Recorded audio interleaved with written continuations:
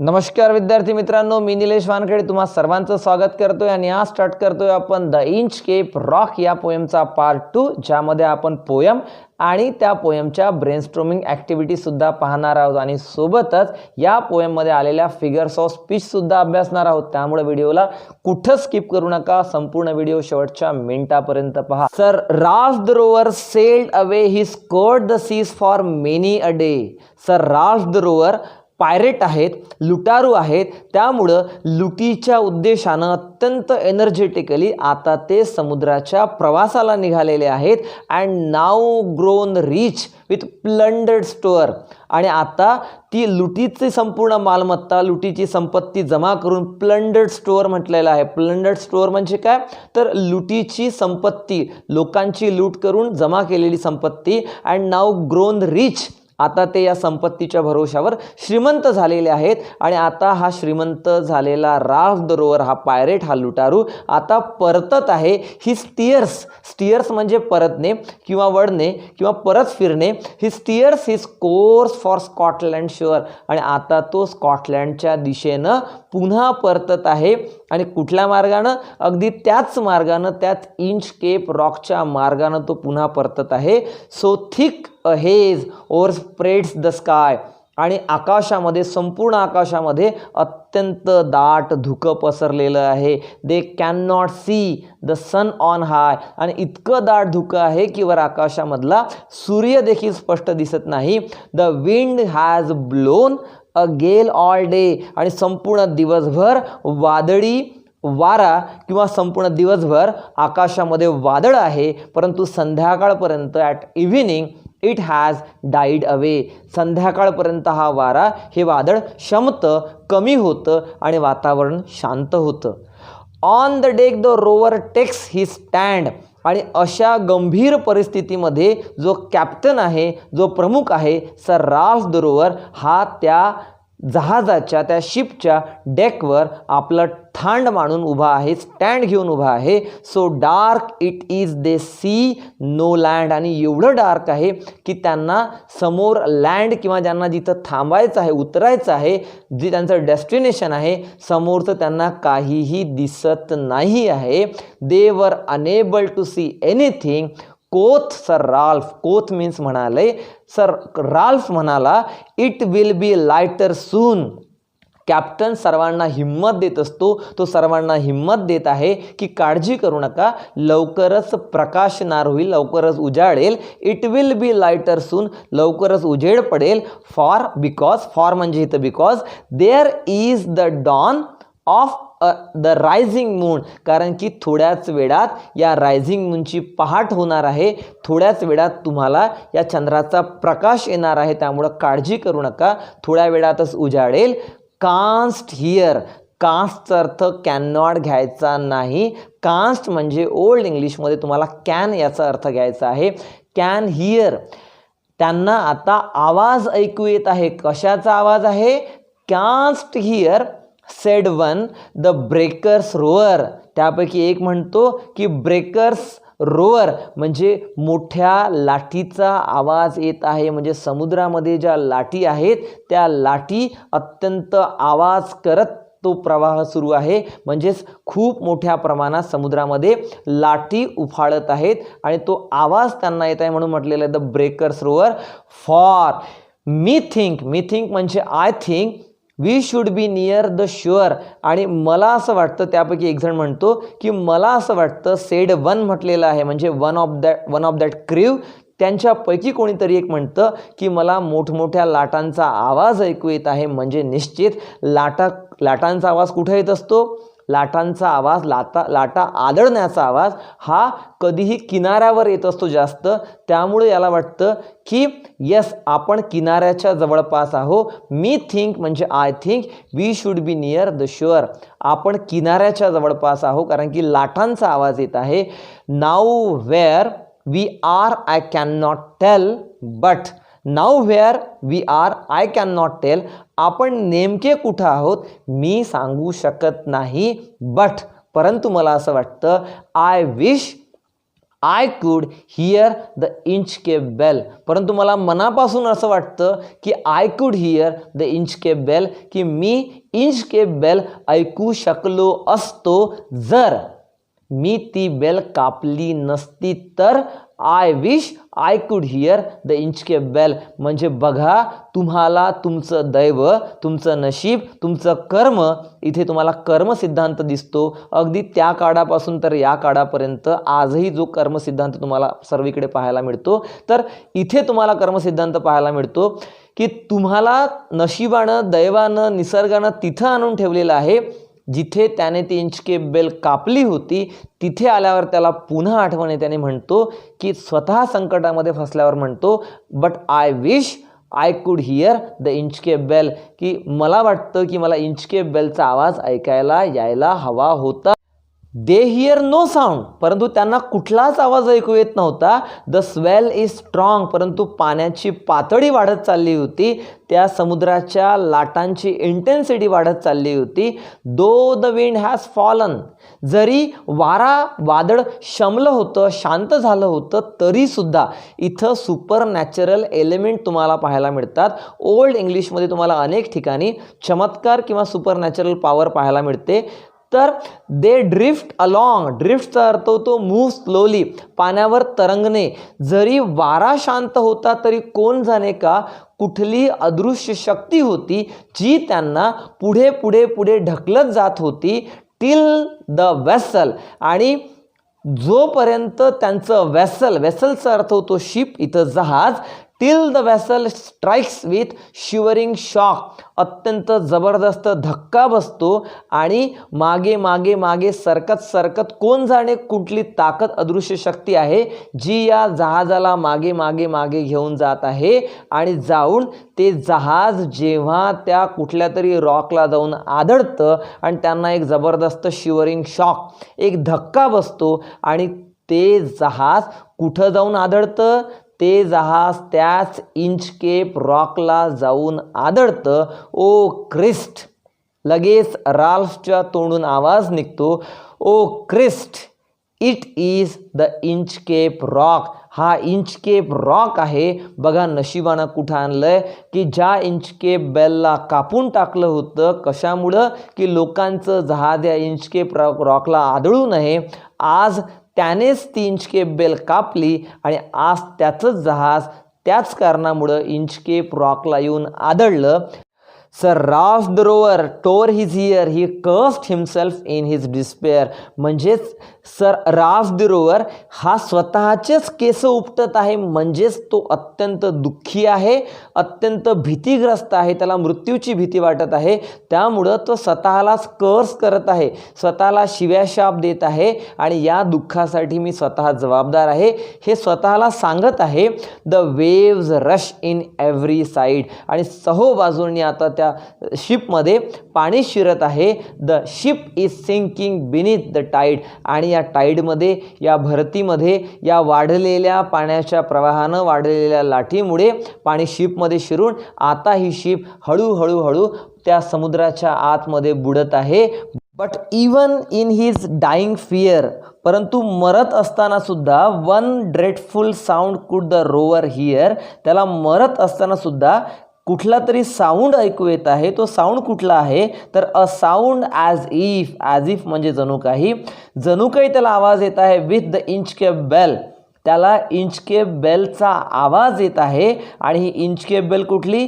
जी Inchcape bell त्याने कापून टाकली होती आणि जी इंचकेप बेल पाण्याच्या आतमध्ये बुडाली होती, त्या इंचकेप बेलचा आवाज त्याला येत आहे. इथे बेलचा एक वेगळा रेफरन्स तुम्हाला पाहायला मिळतो, तो असा की ख्रिश्चन मायनॉरिटीमध्ये किंवा ख्रिश्चन बांधवांमध्ये बेलला अनन्यसाधारण महत्त्व आहे.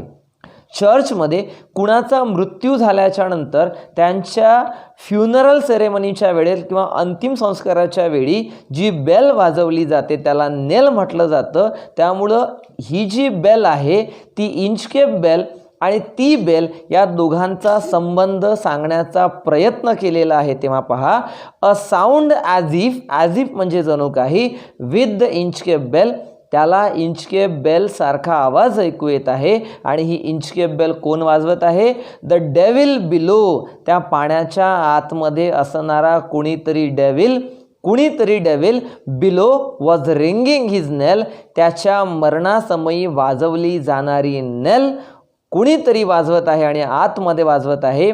म्हणजेच इथं जैसी करणी वैसी भरणी ही कन्सेप्ट इथं कवीने सांगण्याचा प्रयत्न केलेला आहे. तर मित्रांनो, ही होती आपली पोयम द इंचकेप रॉक. तुम्हा सर्वांना आवडली असेल आणि समजली सुद्धा असेल. जैसी करणी वैसी भरणी. आणि आता आपण पाहतोय या पोयमच्या ब्रेनस्टॉर्मिंग ऍक्टिव्हिटीज अत्यंत डिटेलमध्ये पाहणार आहोत. एकूण एक शब्द तुम्हाला समजावून सांगणार आहे, परंतु त्याआधी एक लाईक तो बनता है मेरे भाई. एक लाईक करा, आपल्या मित्रांना शेअर करा आणि जर अजूनही चॅनलला सबस्क्राईब केलेलं नसेल तर चॅनलला सबस्क्राईब करा. पहा, sir Ralph the rover tore his here.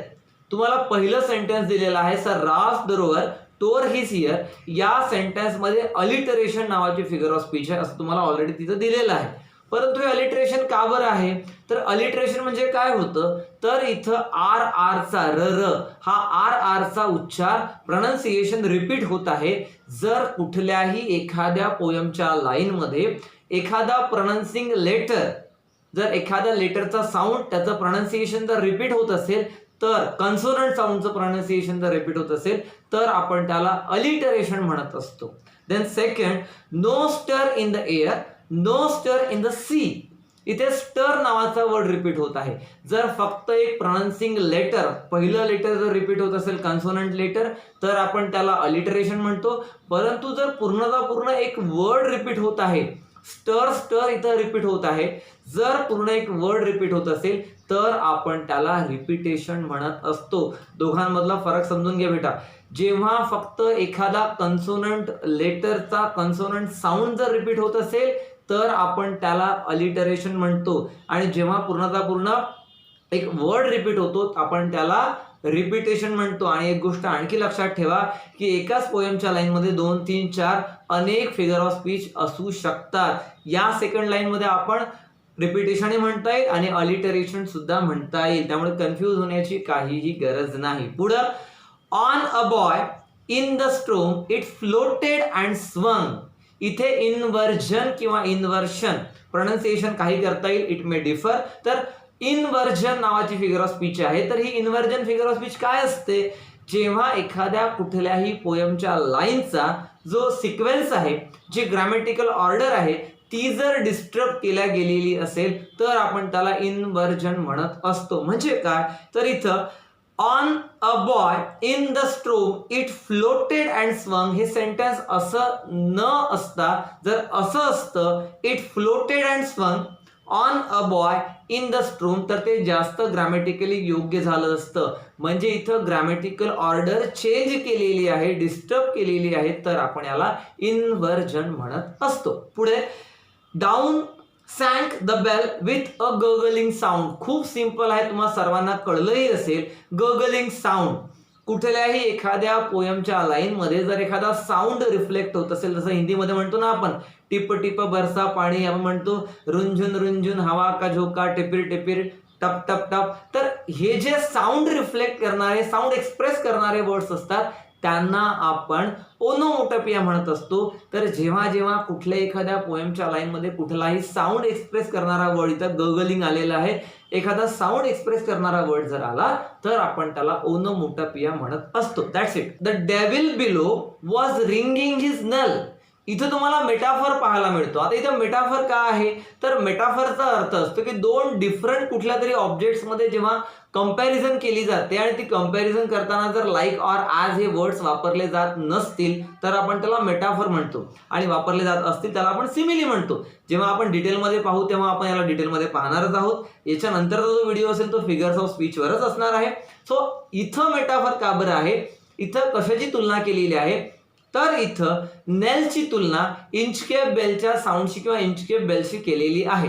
तर नेल म्हणजे काय आहे, तर नेलचा अर्थ असतो की एखाद्याच्या मृत्यूच्या नंतर जो एक फ्युनरल सेरेमनी असतो, त्या फ्युनरल सेरेमनीच्या वेळी चर्चवर खूप मोठी एक जी बेल आहे ती बेल वाजवली जाते, ज्याला नेल म्हणतात. म्हणजे एखाद्याच्या मरणाच्या समय किंवा मरणाच्या नंतर जी बेल वाजवतात त्याला नेल म्हणतात. त्या नेलच्या साऊंडची तुलना किंवा त्या नेलची तुलना इथं इंचकेप बेल जी यानंच कापलेली होती, जी आता आत समुद्राच्या आत गेलेली आहे, त्या समुद्राच्या आतमध्ये गेलेल्या इंचकेप बेल सोबत तुलना केलेली आहे. आणि याला वाटत आहे की खाली कोणीतरी ती इंचकेप, कोणीतरी डेव्हिल ती इंचकेप बेल वाजवत आहे.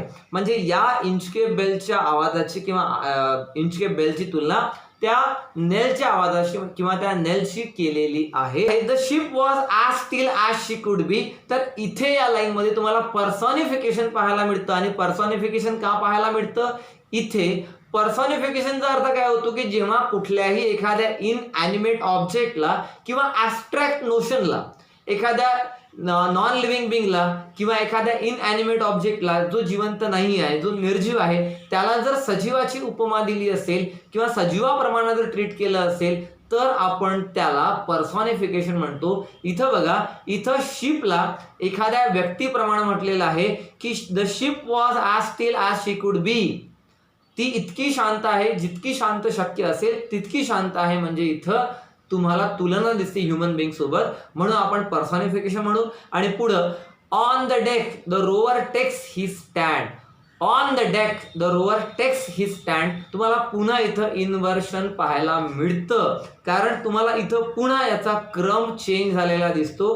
क्रम असायला हवा होता rover takes his stand on the deck, परंतु काय पाहायला मिळतं? तुम्हाला इथं पाहायला मिळतं याचा क्रम बदललेला आहे. म्हणजेच तुम्हाला इथं इन्व्हर्शन पाहायला मिळत आहे.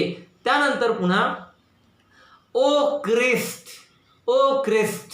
इथे आपण अपॉस्ट्रॉफ किंवा apostrophe he figure of speech आहे असं सांगतो. कारण जेव्हा कुठल्याही एखाद्या अशा ऑब्जेक्टला, अशा एखाद्या व्यक्तीला किंवा अशा एखाद्या वस्तूला किंवा अशा एखाद्या सुपर नॅचरल पॉवरला जी आपल्याला रिस्पॉन्ड करू शकत नाही आणि जी आपल्याला उत्तर देऊ शकत नाही, तिला जेव्हा आपण डायरेक्टली ॲड्रेस करतो तेव्हा आपण अपॉस्ट्रॉफी म्हणतो. When we address anything or anyone who or which can not respond, जो आपल्याला रिस्पॉन्ड करू शकत नाही किंवा जी वस्तू आपल्याला रिस्पॉन्ड करू शकत नाही, त्या व्यक्तीला किंवा वस्तूला आपण जेव्हा डायरेक्ट ॲड्रेस करतो तेव्हा आपण त्याला अपॉस्ट्रॉफी म्हणत असतो. आपण जेव्हा म्हणतो की हे भगवान, हे देवा, तेव्हा देव काही आपल्याला ऐकत नाही किंवा देव आपल्याला रिस्पॉन्ड करत नाही. जेव्हा तुम्ही म्हणता की ओ माय गॉड, तेव्हा आपण त्याला अपॉस्ट्रॉफी म्हणत असतो. आणि इथेही तुम्हाला डायरेक्ट देवाला आवाहन केलेलं आहे आणि देव काही तुम्हाला रिस्पॉन्ड करत नसतो, त्यामुळे आपण याला अपॉस्ट्रॉफी म्हणत असतो. अशा प्रकारे आपल्या ह्या 8ही फिगर ऑफ स्पीच आपण पाहिल्या. येणाऱ्या याच्यामध्ये आपण याला डिटेलमध्ये पाहणार आहोत. आणि हो, जे इतर क्वेश्चन्स आहेत त्याची जी उत्तरं आहेत, जर आपण सर्वांची उत्तरं देत बसलो तर खूप मोठा व्हिडिओ होईल. त्यामुळे आपण एक काम करूया, आपण या सर्वांची उत्तरं माझ्या ब्लॉगवर मी पीडीएफच्या स्वरूपामध्ये ती सर्वची सर्व उत्तरं टाकतो. तुम्ही माझ्या ब्लॉगवरून ही सर्वची सर्व पीडीएफ फाईल डाउनलोड करू शकता. आणि जर तुम्ही अजूनही माझ्या ब्लॉगला जर अजूनही भेट दिली नसेल, व्हिजिट केली नसेल, तर मी तुम्हाला खाली माझ्या ब्लॉगचा ॲड्रेस दिलेला आहे. तुम्ही ब्लॉगवर जा आणि ब्लॉगवरून तुम्ही पीडीएफ नोट्स डाउनलोड करू शकता. आणि हो, अजून काही नोट्स अपलोड करायचे आहेत. त्याचं ब्लॉगचं अजूनही ब्लॉग डेव्हलप करणं सुरू आहे. त्यामुळे जर तुम्हाला काही नोट्स अवेलेबल झाल्या नाही तर त्या काही दिवसांच्या नंतर अवेलेबल होते. आणि काळजी करू नका, मी तुमचा पूर्ण सिलेबस कंप्लीट करणार आहे. So thank you so much.